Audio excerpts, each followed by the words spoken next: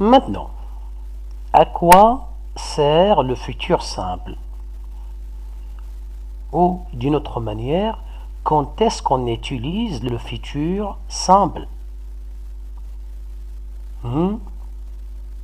Oui, plusieurs vont répondre par dire oui, le futur simple exprime le futur.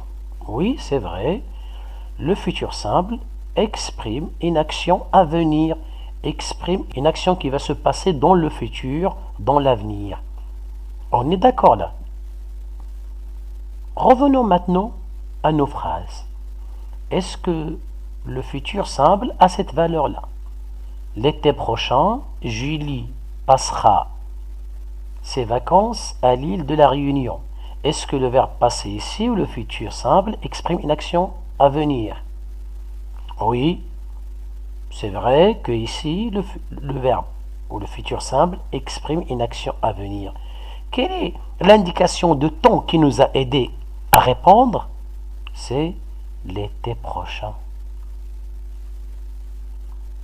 Cette indication de temps montre que ce futur-là, le futur simple, exprime une action à venir, une action future. Donc, dans la première phrase, le futur simple exprime, ou est utilisé pour exprimer une action à venir, une action qui va venir, ou si vous voulez, une action qui va se produire dans le futur. On peut dire une action future. Une action future. D'accord. Maintenant, essayons d'identifier l'utilisation et l'emploi du futur dans la deuxième phrase. Est-ce que le futur simple va exprimer une action à venir, une action future, ou est-ce qu'il aura une autre utilisation? Essayons de voir. Imaginez cette scène-là. Votre père ou un chef militaire qui demande à ses soldats ou un père qui demande à ses enfants, vous lèverez à 6 heures. Oui, certains vont dire, monsieur exprime une action future. C'est vrai, il y a un peu cette idée-là du futur. Vous vous lèverez à 6 heures. Mais il y a surtout une autre idée. Laquelle, à votre avis? Réfléchissez un petit peu. Est-ce que je ne peux pas dire, ou est-ce que je peux remplacer cette phrase par dire levez-vous à 6 heures? Oui, je peux remplacer vous vous lèverez à 6 heures par une autre phrase levez-vous à 6 heures. Et donc, dans ce cas-là, elle exprime quoi, le futur? Est-ce qu'elle exprime une action future? Non, elle exprime plutôt un ordre. Le futur simple peut exprimer l'ordre. C'est vrai que l'idée du temps ou du futur, il y en a ici, mais surtout, elle exprime un ordre. Vous vous lèverez à 6 heures, ça veut dire levez-vous à 6 heures. Vous devez vous lever à 6 heures. Il y a l'idée de l'ordre. Essayons maintenant avec je vous prierai. Regardez un policier ici. Il y a un accident sur la route. Et il y a des gens qui viennent s'attrouper pour voir ce qui se passe. Et le gendarme qui dit aux gens, allez-y, avancez. Ne vous attroupez pas, ne vous regroupez pas, laissez passer, avancez. Est-ce qu'il y a l'idée? Vous allez me dire, l'idée de l'ordre? Oui, il y en a un petit peu. Mais surtout, je vous prierai d'avancer. Ici, le futur simple exprime une demande polie. Au lieu de dire avancez, il leur dit je vous prierai, je vous demande gentiment de vous avancer, de passer. Donc, ici, le futur simple exprime la politesse, exprime une demande polie. J'ai dit tout à l'heure que prier, c'est demander. Je vous demande gentiment de vous avancer.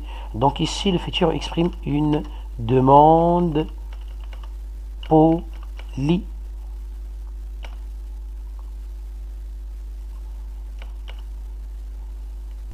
Donc, au lieu de dire avancer, donner un ordre, et c'est une demande de manière plus polie. Donc, il exprime la politesse, ou une demande polie, ou si vous voulez, tout simplement, la politesse. Passons à l'avant-dernière phrase. J'ai entendu un bruit, ce sera le vent. Imaginez cette scène. Tu es chez toi en train de regarder la télé. Tu entends la porte s'ouvrir, mais tu ne sais pas qui. Et tu dis à ton ami ou à toi-même, ce sera le vent. Est-ce que c'est le futur? Quoi? Tu es en train d'entendre quelqu'un qui entre ou la porte s'ouvrir et ça exprime le futur? Non. Donc ici, le futur n'exprime pas une action à venir, il exprime autre chose. Quoi? Alors imaginez, tu es en train d'entendre le verrou qui s'ouvre ou la porte qui s'ouvre et tu dis à ton ami ou à toi-même, comme je viens de le dire, ce sera le vent. Peut-être que c'est le vent. Peut-être ce sera mon père. Peut-être que c'est mon père. Et si le futur exprime le doute, on n'est pas sûr. Si on était sûr, on va dire c'est le vent. Mais on a dit ce sera le vent. Parce qu'on n'est pas sûr. On est incertain. Donc ici, le futur simple exprime l'incertitude, ou si vous préférez, le doute. L'incertitude. Le doute, tout simplement. On n'est pas sûr. Peut-être que c'est le vent, peut-être que c'est un voleur, peut-être que c'est mon frère. On n'est pas sûr. Quand on est sûr, on utilise le présent, on va dire ici, c'est le vent. Mais non, on a dit ce sera le vent. Ça veut dire peut-être que c'est le vent. Donc, comme vous avez pu le remarquer, le futur simple, son premier emploi, sa première valeur, elle exprime une action à venir. Ça, c'est le premier emploi du futur simple. Mais on a constaté dans cette analyse que le futur simple peut exprimer l'ordre, peut exprimer la politesse, peut exprimer le doute et l'incertitude. D'accord? C'est bien.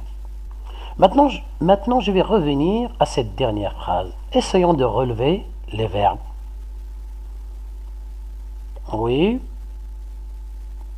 D'abord, il y a un qui est plus clair. Je m'entraînerai, puisque c'est le futur simple, et on est en train de parler du futur simple. Et il y a un autre. J'aurai réparé tout ça. J'aurai réparé. Alors nous avons dit que je m'entraînerai, plutôt je m'entraînerai, tout ça. C'est un verbe pronominal. Je m'entraînerai. C'est le futur simple. À quel temps est conjugué ce premier verbe? J'aurai réparé. Regardez d'abord, est-ce que c'est un temps simple ou un temps composé? C'est clair, c'est un temps composé. Il y a deux parties. L'auxiliaire,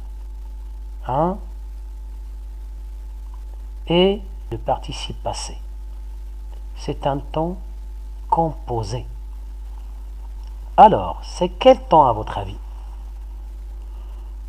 Le conditionnel, non.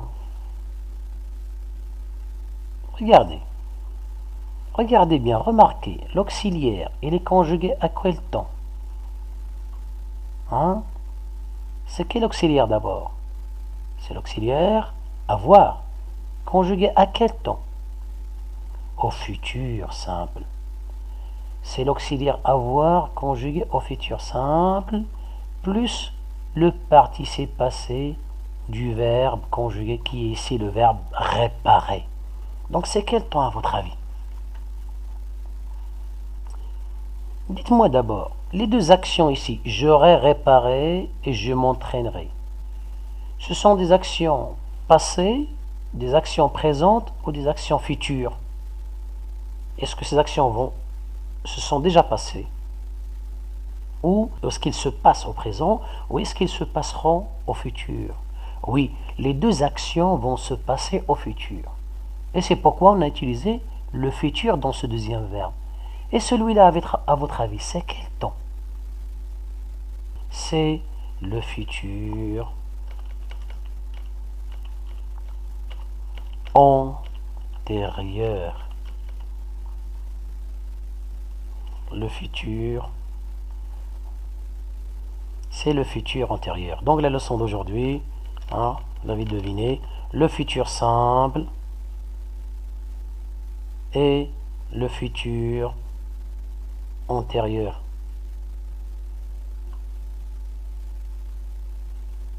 D'accord. Essayons de comprendre. Pour savoir quand est-ce qu'on utilise le futur antérieur, on doit comprendre. Les deux actions, on a dit qu'ils se passent, les deux actions se passent au futur. Quelle est la première action? Quelle est la deuxième? Quelle est la première action qui va se produire avant l'autre? Est-ce que je vais m'entraîner et puis je vais réparer? Ou est-ce que je vais d'abord réparer et puis je vais m'entraîner? Oui, vous avez raison. Je vais d'abord réparer. Et puis, je vais m'entraîner. Là, on va revenir au titre antérieur. Antérieur veut dire avant. Le mot antérieur, ça veut dire qui passe avant. Hein? Donc le futur antérieur, le futur qui passe avant. Il passe avant quoi? Avant une autre action au futur simple. Donc le futur antérieur, il exprime une action future qui se passe avant une autre action exprimée au futur simple. C'est le cas ici. Les deux actions sont futures, mais cette action-là, j'aurais réparé, va se passer avant cette action exprimée au futur simple. Et c'est pourquoi on l'appelle le futur antérieur. Sur ce, je vais terminer la leçon. Je rappelle que cette explication simple sera accompagnée d'une règle en format PDF que vous devez recopier sur le cahier de leçon. En fin de semaine, vous aurez des exercices à faire concernant cette leçon, le futur simple et le futur antérieur et leur valeur. Au revoir et à bientôt.